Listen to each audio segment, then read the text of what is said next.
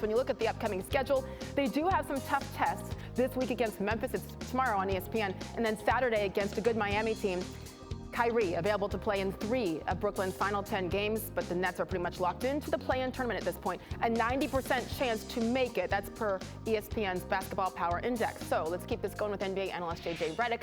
JJ, so Kevin puts on a show again without Kyrie available again. And unless New York City finally lifts that mandate, this is going to be an issue all the way through. So a part-time Kyrie, more uncertainty surrounding the health of Ben Simmons with that herniated disc. How confident are you that Kevin Durant can put this team on his shoulders completely, lead Brooklyn past the play-in and into the playoffs? I'm confident he could get them into the playoffs. I think there's a very good chance they end up in that 8 seed. This week, as you mentioned, as you showed on that graphic, will determine a lot. They've got the game at Memphis on Wednesday, they're at Miami, and then a big game on Sunday against Charlotte, who's right behind them in the standings. But this was a great example last night of Kevin Durant just willing his team to a victory. We saw this last year in the playoffs against the Bucks, nearly beating that team with no Kyrie and James Harden playing on one leg. When he's at his best, when he's healthy and at his best, I'm not sure there's a better basketball player in the world. Yeah. And so Kevin Durant is enough to get them in the playoffs.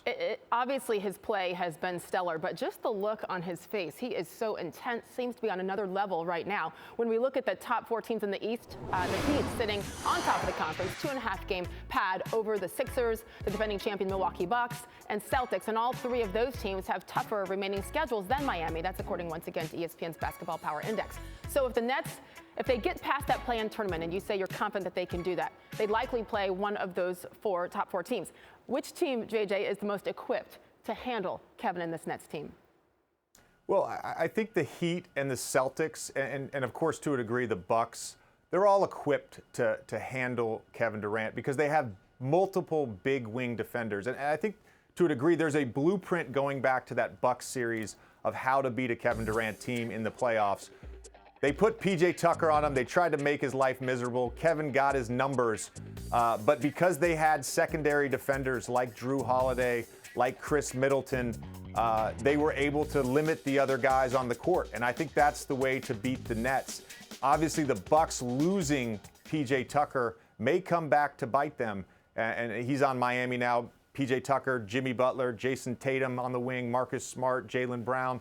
Those 2 teams, I think, are most equipped to play against Kevin Durant and the Nets in the playoffs. The Heat, by the way, 10 games left according to our BPI. They are the team most likely to earn the top seed in the East. And right now you've got the Nets 2 games back of the Raptors, who are in that 7th spot. JJ Redick, as always, thank you for joining us here on SportsCenter.